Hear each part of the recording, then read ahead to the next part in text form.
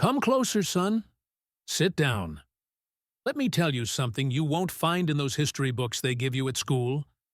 Those books talk about maps, grand offensives, and generals with shiny medals.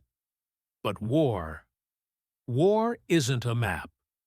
War is the smell of burnt gunpowder mixing with frozen air that cuts your lungs like a razor. War is the crushing weight of a Maxim machine gun on your shoulders and the deafening silence of a Finnish forest that feels like it's watching your every move, waiting for you to slip up. I was there, in the continuation war. By the time I got to the front, things had settled down, if you can call it that. It was a stalemate, trench warfare. We were dug into the frozen earth for months. The Soviets were right there, just a few hundred yards away, across a strip of no man's land filled with jagged barbed wire and pine trees splintered into toothpicks by artillery. It was us against the Red Army, yes. But mostly, it was us against General Winter. Do you see these hands?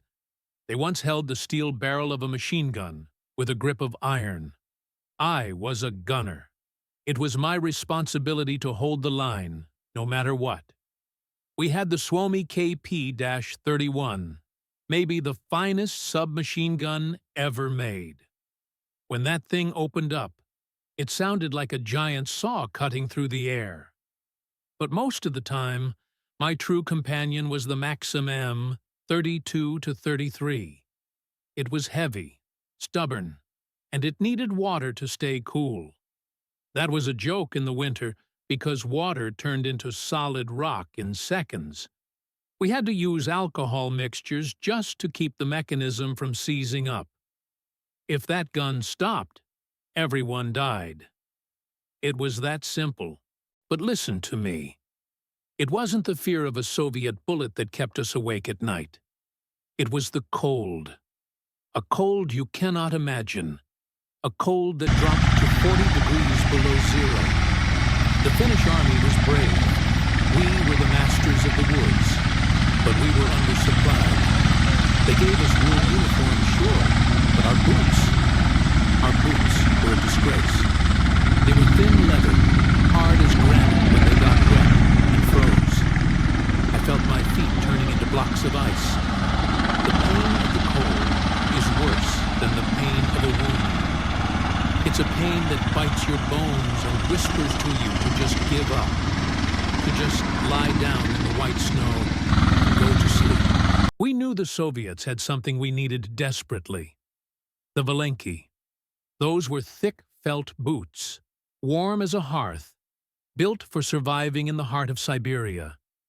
If you had a pair of those, you had a chance to keep your toes. So, we made a choice. A choice that still makes me shiver today. And it's not because of the weather. We would wait until the moon hid behind the clouds. We'd slip out of the trench, crawling like ghosts across the white crust of the snow. My weapon was ready, but my eyes were searching for something specific. We'd cross no man's land, navigating the craters left by 122mm Soviet shells. And there, among the charred pines, we would find them.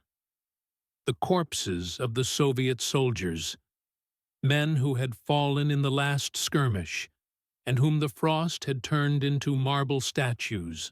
I had to do it. I'd kneel there in the dark before a dead enemy, a man who probably had a mother or a wife waiting for him in Leningrad. And I'd take his boots. They were frozen to his legs. You had to struggle, sometimes use a knife. It's something a man doesn't want to do, son. It's a desecration. It's a theft from the dead. But in that moment, I didn't see an enemy. I saw my own survival. I'd put those boots on, still carrying the shape of another man's body, and I'd feel the warmth creep back into my feet. It's a bitter irony of war. You wear the clothes of the man who tried to kill you just so you can live one more day. The Soviets weren't fools. They knew we were out there. Their artillery was massive. They had the Katyusha rocket launchers, the Stalin organs. When those rockets let fly, the sky turned blood red, and the screaming sound tore at your eardrums. One day, the sky decided my turn had finally come. A Soviet artillery shell detonated right near my position. I didn't hear a thing. I just felt an immense pressure. I woke up in a field hospital months later. They told me I was lucky. Other boys from my unit ended up under the snow, without boots and without names. I spent a long time recovering, staring out the window at the frost on the glass, thinking about those men in no man's land. I survived the war. I came home. But I could never truly shake that cold. Not the cold of the snow, but the cold of knowing what a man is capable of when nature is more cruel than the enemy.